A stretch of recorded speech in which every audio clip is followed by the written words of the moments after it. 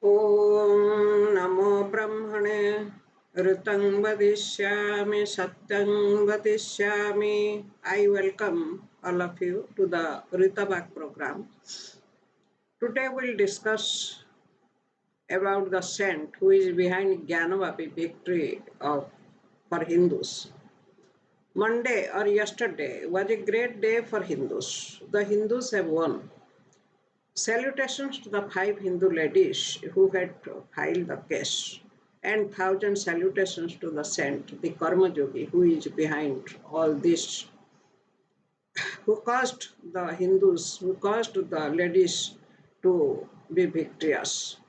Our leaders, whom we had voted to restore our honor and respect, are in reality running after Muslims to please and pamper them for their own selfish motives. But there are still selfless sons of Bharat Mata who have made it their only goal of life to restore the honor of India.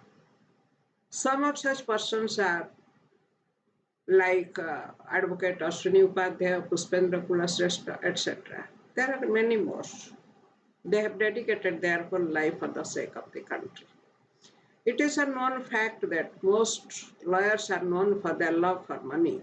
They demand heavy amount as their fees, and they fight for victory of their client who may not be innocent and is guilty.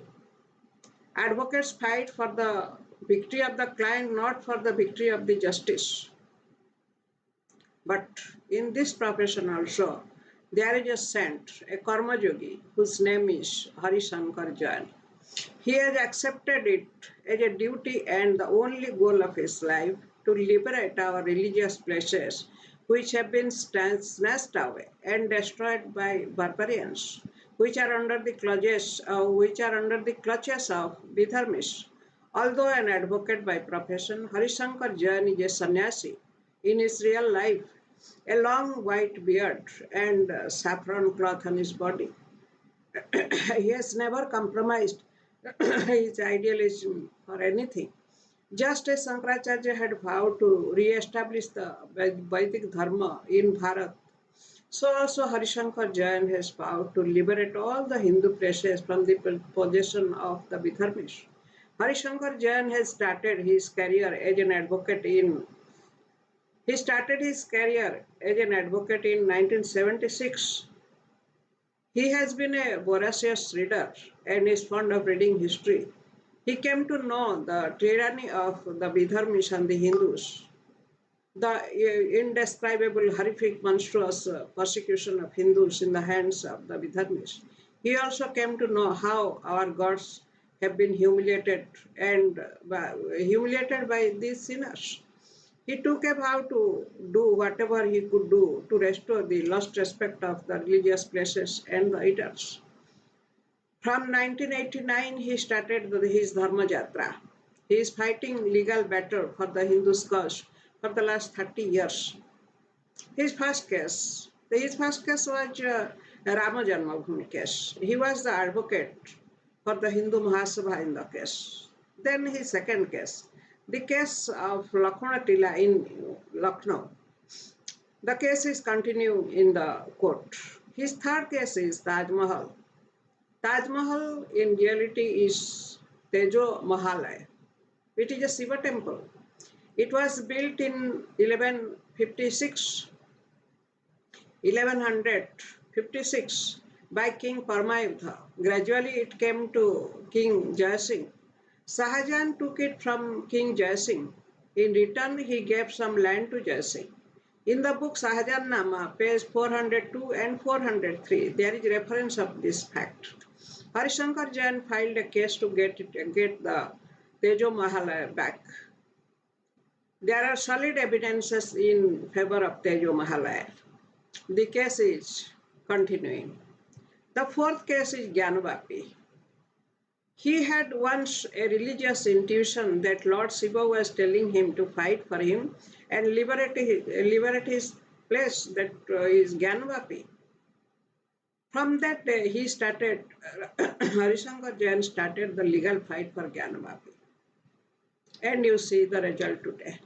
His fifth case is Qutub Minar. He went there 4 times. Every time he got new facts there. It is on record that 27 temples were destroyed and a masjid was built there. So he filed a case and the case is continuing. His sixth case is Bhojasala in MP. Bhojasala was built by King Bhoja in 1034 AD. It was built. A temple was built. As the temple of Saraswati was built, and there was Sanskrit Patsala. Some citizens from, and it was subsequently it was snatched away. It was encroached by Vidharmis. Some citizens from MP wrote to Advocate Hari Sankar Jain about the temple and the Patsala. He went there. Hari Sankar Jain went there and saw the place and the reality. It is a temple. It was a temple. It has nothing to do with Muslims. Original deity of goddess Saraswati is in British Museum. A Havan Kunda is there. There are many rooms which were used as classrooms for Sanskrit education there. So he is working on it. He has a team of dedicated people who do the research work. They read history and collect facts and provide other helps for the legal fight. The unsung heroes are the real army of the Dharma Yodha, Hari Sankar Jain. He is preparing many more cases to liberate many more religious places from the clutch of the Vidharmis. All his struggle is neither for power nor for money. He says it is only for Hindu Rashtra. He is working for God. He is an independent man. Hari Sankar Jain does not want to be nominated by any political party for any political post. He says the moment he is nominated by any political party, his speech will be cut. He would lose his independence to serve for the country and its civilization. He is not a rich man, naturally. His only source of income is his legal profession, and yet 50% of his income is spent for the Hindu cause. Naturally, he and his family members have to lead a life full of austerity. He has faced many threats by political powers and muscle powers, but being a spiritual man, he is least worried about the threats. Mulayam Singh's regime was an undeclared emergency. It was the worst period for Hindus.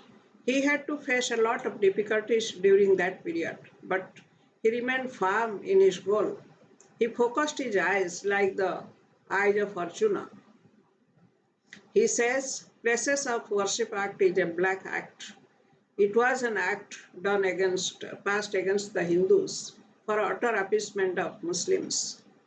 Although a man without much material property, Hari Sankar Jain is the owner of a treasure of immense value. This great treasure is his son, the renowned advocate Vishnu Sankar Jain, who is following the footprints of his father. Vishnu Sankar Jain also has made it his goal of life to fight for the lost temples and other Hindu places. His vow is to liberate the lost 40,000 religious places encroached by Vidharmis. Vishnu Sankar Jain says he is not going to spare even a single one.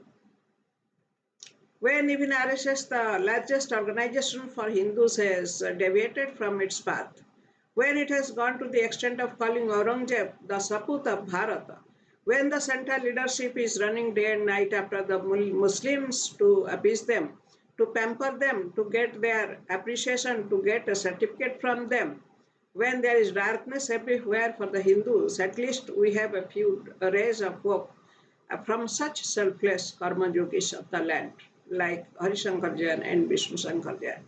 Our 1,000 salutations to the unsung Sannyasi Hari Sankar Jain and his Suputra, Vishnu Sankar Jain. Let them be victorious in every step of their fight. O Hindus of the land, come forward and extend at least your moral support to these dedicated souls who are fighting for your present and for your future. Thank you. Jai to Bharatam.